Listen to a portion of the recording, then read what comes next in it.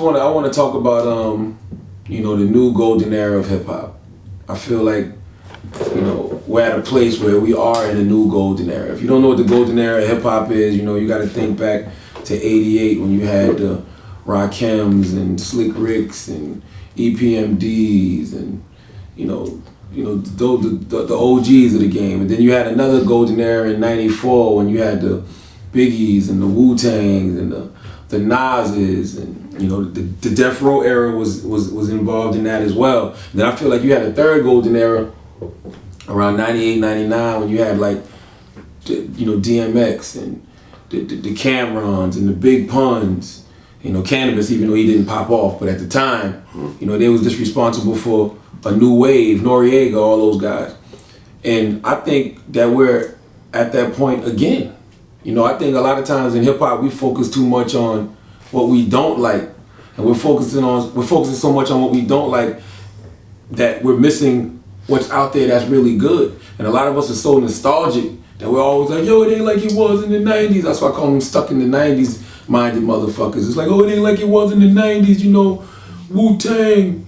Yeah, all of that was great, but we're at a new wave right now. You got the Wale's, you got the, you know, Drake's, even though I'm not a fan of the Pretty Albino Girl, but he still gets busy lyrically. You got the, you know, Mac Millers, you got the Kendrick Lamars, the Schoolboy Q's, the Ab-Souls, the J. Cole's. Kanye's up in that mix. I even think it's such a great mixture now because you still have the veterans that are performing at a high level.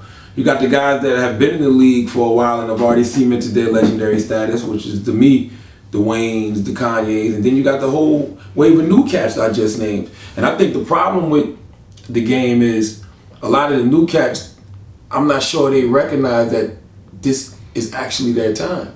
Because they're so busy complaining about the older guys needing to move out the way, and then they're not realizing that the older guys aren't even in their way. Like J. Cole just made a statement where he said you got to make room for new legends. No, you don't make room for new legends. When Rakim and, you know, KRS-One and all those guys were still active, and then the new generation came along, when Wu-Tang came out with Into the 36 Chain, was Mobb Deep came out with the Infamous, or Snoop Dogg came out with Doggy Style. KRS-One and Rakim them didn't move out the way for them. Those guys just were. They just dropped their material and they became the new legends, and now the legends, period. And that's how it is now. Like, you can't say things like, yo, you gotta make room for new legends, the older generation need to move out the way. No, all you gotta do is be. Because if you're meant to be a legend, you're going to be a legend, period. Now, you mentioned Wale. Mm-hmm. You and Wale had problems back in the day.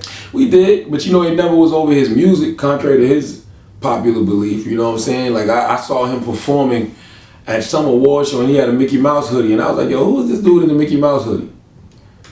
And he took offense to that, you know?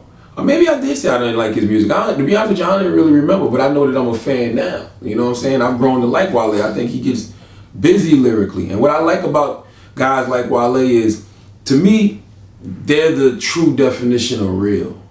You know, that whole, you know, I'm from the street, I'm from the hood, I gotta pack my gun, I used to sell crack, that makes me real. That don't make you real, that just makes you a criminal.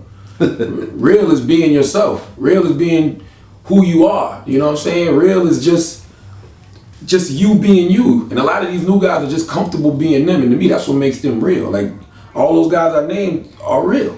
And in their own unique ways. If you're truly being who you are, you're truly being yourself, you're real. So, like I said, I just think we're in a new golden era of hip hop. And I think 10 years from now, we're gonna look back and we're gonna be like, yeah, I remember when. You think Wayne is part of that new era? Absolutely. I mean, listen, I'm not a fan of new Lil Wayne, but you know, being from South Carolina, you know, Charleston, South Carolina, Moss Corner, South Carolina, you know, living in Columbia, I grew up on the Hot Boys. So you know, Wayne, you got to go back to his first album, The Block Is Hot. I mean, think about what he's from. The Block Is Hot to being the CEO of Young Money, and you know, giving you artists like Drake and Nicki Minaj and Tyga and whoever else. Like, you got to give Wayne the utmost respect. He's absolutely in that.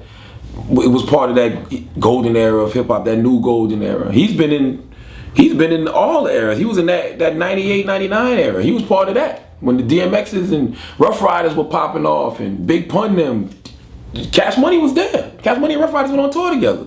Right. So he was part of that golden era of hip hop, and now he's part of this golden era of hip hop too. He's one of those guys that have been in the league, but he's still active and he's still producing.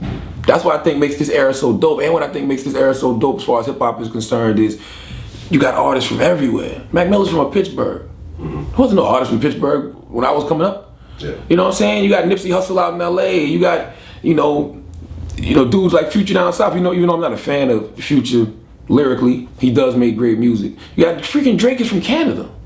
Yeah. You know what I'm saying? You got artists from everywhere that are adding to this great American melting pot of hip hop in this era. And I just think, man, we got to stop focusing on what's whack and start focusing on what's dope, because there's a lot of dope shit out there. Well, you know, one of the things that Schoolboy Q, I think, said recently, I think it was Schoolboy Q, where he said that this is like the first time, you know, like this new breed of LA rappers are not branding themselves as LA rappers or even West Coast rappers. They're just rappers. Like you kind of like when you listen to Schoolboy Q, it doesn't sound like some LA shit.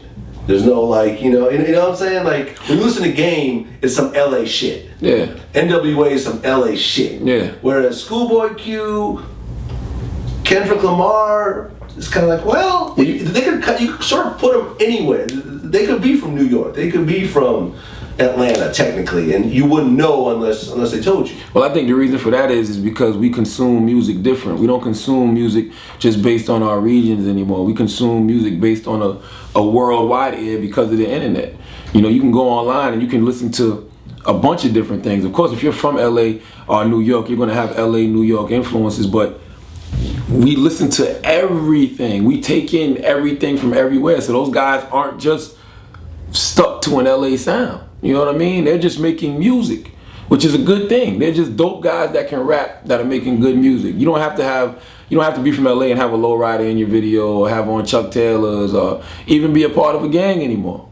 You know, shout out to the guys that still do that, like Nipsey Hussle. I'm a huge fan of Nipsey Hussle. I think he's super dope. I've been rocking with Nipsey since Bullets Ain't Got No Name, but I like to see the diversity. I love to see Nipsey doing this or a Game doing the gangbang thing. But then you got Kendrick saying he was the good kid who grew up in a mad city. You don't think it's a lot more kids out there that can relate to that? Yeah. I didn't gangbang. I was the good kid who just had all of this around me. I respect that, you know?